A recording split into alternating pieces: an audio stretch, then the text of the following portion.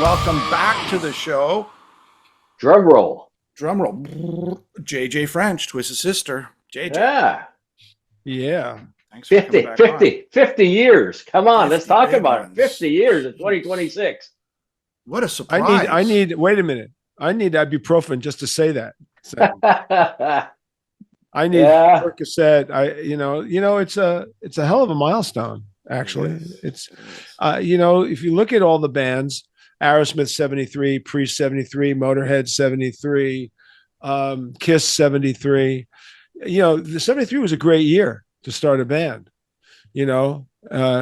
except a few of the Dolls because you just sucked. But that's another story completely. But the point is that it was a great year. Alice Cooper started in 69, I think, 68, 69. It was a great time. But like I've said many times, if you would have asked me in 73, well, people did. How long are you going to do this? I think I said 5 years. Yeah, that's what the Beatles did, right? Well, yeah, except they lasted 10. So they were the one. Their template was 60 to 70.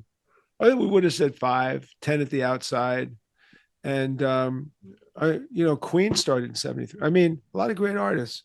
So it's an amazing milestone to know that your songs still matter.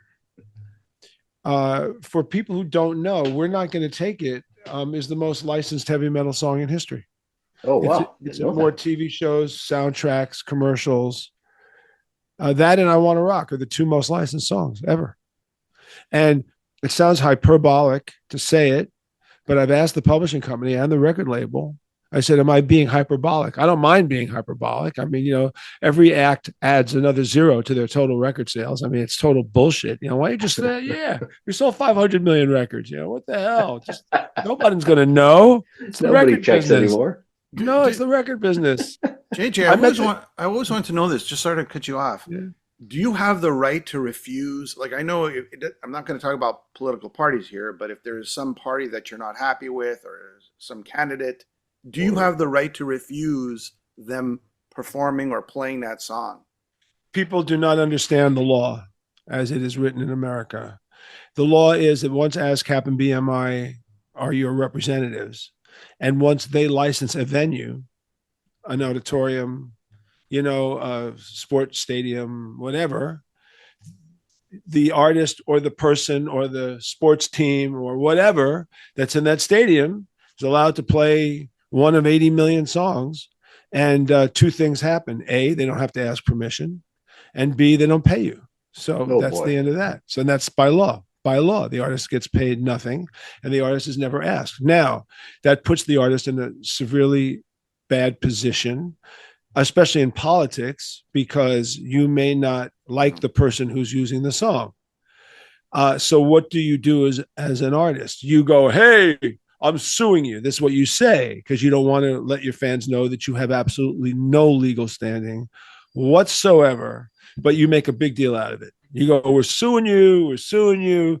And then all you got to hope is that the politician is embarrassed and stops using it. So that happens to be, I know people find it hard to believe that the artist gets paid nothing.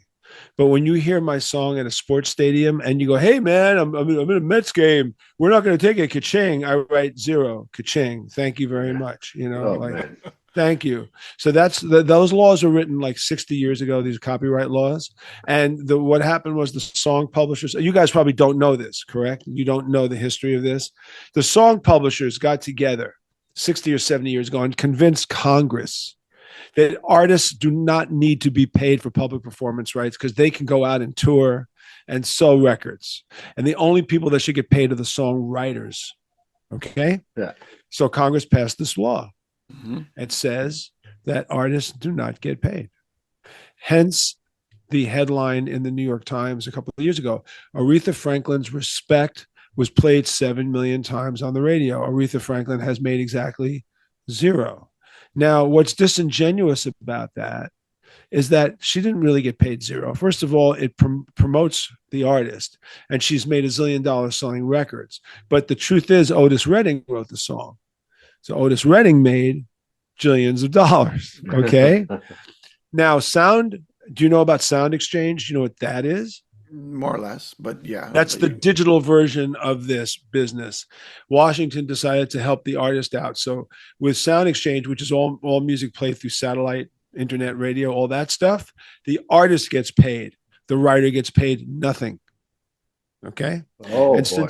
since that's become such a popular medium these days, it's flipped the script a lot of ways. So there's your short answer. All right. Let's get back to the big 5-0 celebrations. Yeah. Why, JJ? Why did you guys? I don't know if I want to say come out of retirement, but in a way, come out of retirement. Well, right? D called and he said, "Hey man, let's do it one more time." And the last thing I thought of, because I have a whole other life. I do motivational speaking. I have a book. I write articles. I'm an audiophile. I go to audio shows. I write reviews of audio gear. I love that. That's actually what I love. But here's the thing. Ask a boxer why they go back in the ring. And they go, because I'll never feel that way again. And the truth is, it's a lot healthier than boxing. Yeah. So if I can go out on stage and to 100,000 people and have them sing "We're Not Going to Take It to Me" one more time, I'll take that, because there's nothing as intoxicating as having 100,000 people sing your songs to you. There really there's nothing better. And so for all of my jokes and cynicism and all that stuff, where does it say it's a free country? You do what you do. You don't want to go, don't go. But if you go, I saw John Fogerty a month ago, 80 years old, sang 18 of his hits. Everybody sang along with it. He had a hell of a great time. We don't look like our fathers. You know what I mean? We don't look. Rock keeps you young.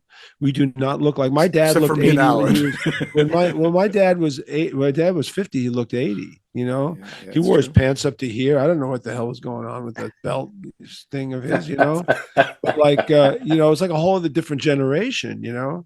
So and it's a chance for my daughter to be embarrassed one more time.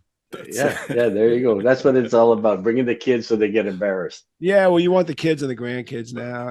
This is grandkids. What about all those statements though? And I'm taking the other side of this here, and I see the statements. Saying, "Well, these guys said they're retiring," and they make fun of other bands who are retiring, but they say they're retiring, but they're not retiring.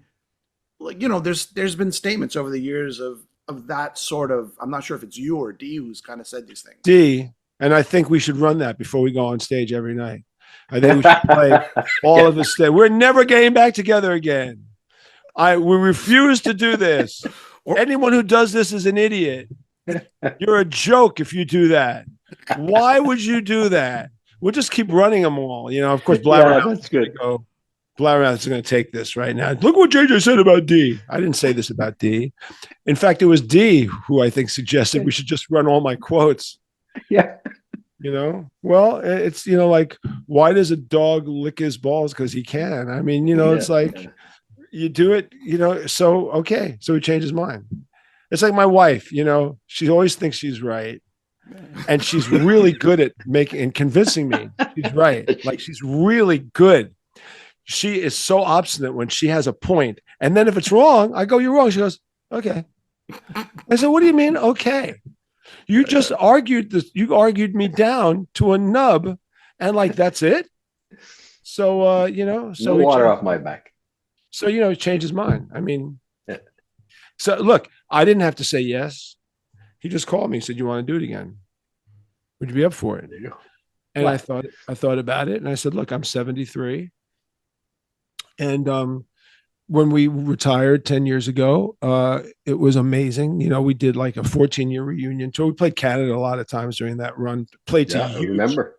Unbelievable crowds. Heavy Montreal, Metal Fest with Scorpions. We got the front page of the Quebec papers, much to the chagrin of the Scorpions, because they were the headliners, and it was like Twisted Sister and Scorpions in little letters. I don't think they were happy. The front page had a kid dressed like D. I mean, I'm sure it didn't make Matthias too happy.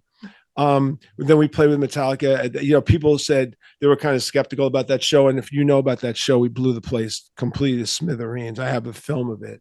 It's 85,000 kids screaming and singing I want to rock and we're not going to take it.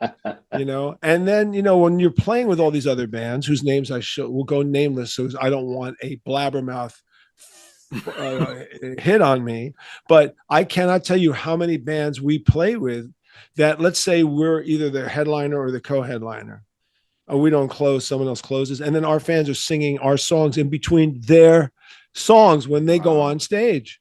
Yeah. They got to feel like crap. Yeah, that's not a good sign. Yeah. No, they got to feel like crap. It makes me feel great. We're a predatory band. We love blowing bands away. That's part of why we did what we did to begin with. We learned it in the bars. That's how we learned our performance technique in the bars. Has nothing to do with, let me be clear, we play with a lot of great bands, probably better than we are. All right? Probably musically better. But that's not the point. The point is put on such a good show that the people will believe you are better. Yeah. And the answer to that, by the way, is if you can blow us away, have at it, because it makes the night better. So we have never shied away from that kind of battle mentality. I look at it and go, give me the best night you got. And if you take us out, fine. I'm all for it. I got my ass kicked. Didn't happen. But, I shouldn't say that. I said in my book, it happened 3 times. 3 times out of 9,000. That's a good average. We got, I will admit to 3 instances in which I walked off stage and we got, we got hit. And I'm like, I looked at D and went, whoa, whoa. He looked at me and whoa, what happened? Like, what wasn't supposed to happen? Who was the band? Anvil was one of them, if I remember. Anvil was one. Yeah. I gave him all the credit in the world. I have given all the credit, and I don't lie about it. We played with them one particular night, and they just steamed roll over us, and I was happy for them. And when I did the documentary, I said, "I'll tell the story. I'm more than happy to tell the story." He took us out. Metallica. We played with them 10 times. They took us out once, and then the time they took us out was the night that I went, "Wow, I get now where they're coming from." Remember, this was early on. Yeah. Yeah. This was it must have been. This was 83. Yeah. So the thrash thing wasn't like, we were being looked on as a punk band. Thrash wasn't a category yet. Yeah. And they opened for us in a club in New Jersey, and I wasn't that impressed. But then we did 8 dates with them in Europe. And on the last show, they were great. Yeah. I remember looking at D and going, I get it now. Okay. This is really good, So you hear that, Metallica? I said, this is really good. You guys are really good. You got me? I'm saying it. And then the other time was when we opened for Priest, and we were a gigantic Priest cover band. We covered 7. I told this to Rob Halford. So we covered 7 Priest songs. That's how much we loved Judas Priest. So when we were added to this bill locally in New Jersey, it was our hometown. And of course, they did it to goose ticket sales. And the fans were great and they treated us great. Like, we were like conquering heroes. Then we opened for Priest and at the boardwalk in Asbury Park. But if you were to ask me how the Priest was that night, I sat in the balcony and went, whoa. Yeah. Whoa. That's how it's done. I went, okay, we got to a certain level. Now we have to get. So what did I do? I ran downstairs and I wrote down all the production notes and I spoke to the tech guys and said, well, how are the amplifiers set up? Like I wanted, because Priest and Twisted are very similar in its guitar tone. I don't want to get too technical, but the art of merging distorted guitars, that's what this world is. That's what we do. Yeah. Priest is just the Kings. Yeah. And we were using 100-watt Marshalls. They were using 50s. And man, I just remember standing or sitting in the balcony watching them going, okay, duly noted. Yeah, duly noted. You guys kicked our ass, never happened again, but duly noted. And we played with them many times after that. And I don't ever make claims. Here's what I love Priest. I love Motorhead. I love AC/DC. I love these bands. I will never say a freaking bad word. These bands I love them. And I just sit back and admire them and go, wow, they're great. They're the template for what we want to be or we aspire to be, And also the thing about us, though, is that we played thousands of shows. I mean, Yeah. these bands didn't. We did.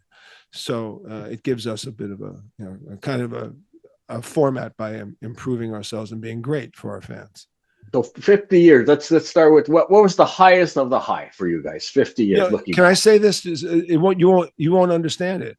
It doesn't make any sense, not even to the guys in the band. The greatest night we ever played was in a bar one night in Long Island. To me, not the 100,000 people. I mean, yes, we've played to crowds of over 100,000 at least 30 times at this point. We're one of the few bands that are trusted with 100,000 people by promoters. It's an honor, by the way.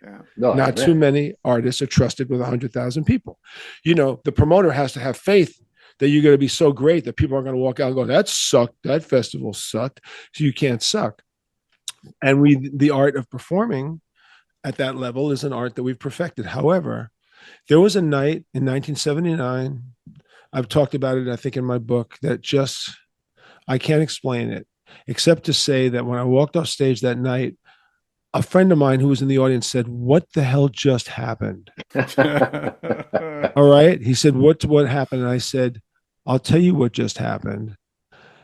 Every reason why I dropped out of school, broke up with every girl, sacrificed everything I ever owned, was to reach that, whatever that was."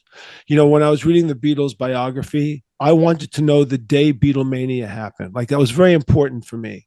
Yeah. The day that Beatlemania happened. Because every band has a tipping point. Every band, and by the way, this tipping point was for me. I've spoken to D about this. He goes, "No, man, I'll take Valken at 100,000 people or Bang Your Head at 80,000." And I said, "That's cool."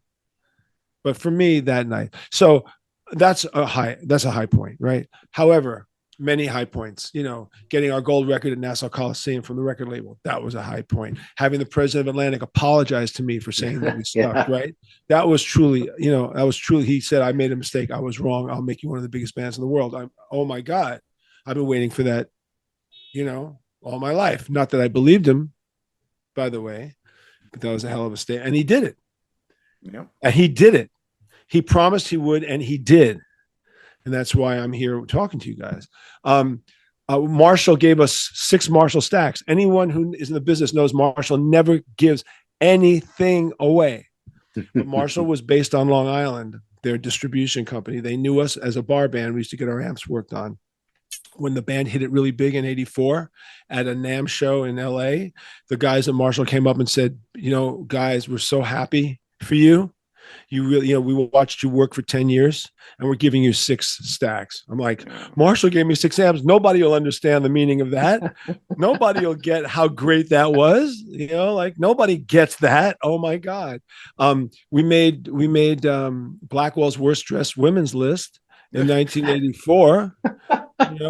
He said that we look like a car crash in a whorehouse. That was a high point in my life. we got about a minute left there. What your favorite Spinal Tap moment? 50 years. Oh my God. I got to tell you, in Spinal Tap, with the part where they're doing that record signing and nobody showed up, right? And Paul Schaefer is the rep and he goes, "It's my fault. It's my fault." When that movie came out, I had just come back from our first tour in England, and "I Am By Me" was the hit single, and we were touring the whole country, and we were going from record store to record store to record store to record store. And there was always this fat kid who was following us the whole time, and he was really getting obnoxious. He was showing up and pushing himself in front of everybody. We finally get to London for the last signing, and nobody showed up for the signing because the record promotion guy fucked up, right? And so we're standing at the counter with Sharpies, and people thought we were cashiers, right? And then the fat kid showed up, and we were so happy. Oh yeah, now he's your buddy. Like, all of a sudden, "Come here," and he gets to the front of the line and he looks at everyone and goes, "They're not cashiers, they're twisted." It's just like, that was a Spinal Tap moment. And can I just do this? Can I promote my my podcast, please? The JJ French, for sure. JJ French Connection. That's on Spotify. I have a lot of great artists on that. I have a book called Twisted Business. You should all read that. So it tells you the whole story. And there's nothing left out. You know what? I've actually, we've interviewed you for your book back when it was released. Fantastic book. I could attest to that. But quickly, tell us about the blabbermouth headline, Mark Mendoza. What can you tell us about why he was not part of this? It happens with bands. Bands are like marriages, and things happen. And I don't listen. I was clear when I said this. Me, Dee, and Eddie have played through 10 different drummers and bass players. Right? Most people don't know this. We have never spoken about why someone is in and why someone is out. We never have. And don't forget, I go back 3 more years. I go back to 13 ex-members of the band. Wow. 13. I've never spoken about them. My attitude is a realignment takes place for better work, for however way you have to do it to keep your business moving, and you make your business move. And that's really all there is to it. And I don't want to bring in any more than that. People know what they know. And I have no reason to throw, dirt on anything whatsoever. You make the move to keep the business moving forward. And it's exactly what Twisted Sister has always done. We have made the, and incidentally, if you look at Priest and you look at Motley and you look at Aerosmith and you look at every one of these bands, how many people are left originally? And the answer is 1, 2, 3 guys. We have 4 original members. We have 80% original. Joe Franco's back with us. He was one of our drummers. He played on our albums and toured with us. So we have a very high percentage of original band members. And I'm very proud of that because some bands are touring with no original members. Exactly. Okay. Exactly. We won't mention anybody. We will not mention them. And by the way, I have no problem with that. Yeah. If you can buy tickets and you're selling a product, sell the product. But last I looked, Kiss had 2 original guys in it. AC/DC, ask anyone who's in AC/DC. What will they say? Angus and Brian. That's what they'll say. Ask anybody who's in Guns N' Roses. They'll go Axl and Slash. Who was in Aerosmith? Joe Perry and Steve Tyler. Everyone knows 1 or 2 guys, and they don't know the rest. In our case, we've got 4 original members of the band, and I'm really proud of that. And I'm proud of me, Dee, and Eddie. Let me tell you, we've been together shoulder to shoulder on stage for thousands of shows, not hundreds. Yeah. Thousands of shows. And we're going to celebrate that one more time. All right. Well, you know what? We'd love to see you come to Canada at least one last time, but maybe it's happening. I don't know. Maybe it's is this a tour or is this just select shows? We were very careful in the wording of the press release. Yeah. We're getting together to celebrate performances to mark the 50th anniversary. In the 14 years the band reunited, we never said we toured. We played 15 to 20 shows a year for 14 years. Just how it goes. Now, it turns out every promoter in the world is calling us. It's not like we didn't expect this to happen. Right. So do I anticipate more to be added in? I do. But if it's only 15 or 20 shows, and by the way, Canada is an immensely important place for us. I mean, immensely. When it comes to proportion of record sales to population, Canada and Sweden are number 1 and 2. Oh, wow. Yeah. And by the way, when it comes to Spotify, Mexico's our number 1 country. Oh. Okay. And we never played South America until the reunion. And we have a huge market in South America. So people say, how can you avoid it? I'm not avoiding it. We go where the offers take us. And we want to go out there and meet the fans one more time because it really is a hell of a feeling to go out and do that, and I'm honored. Yeah. I'm honored to be part of a company that has lasted all this time. Thank you, guys. Appreciate it. Okay, our time's up. Thanks, JJ. Thanks so much. Talk to you soon. All the best.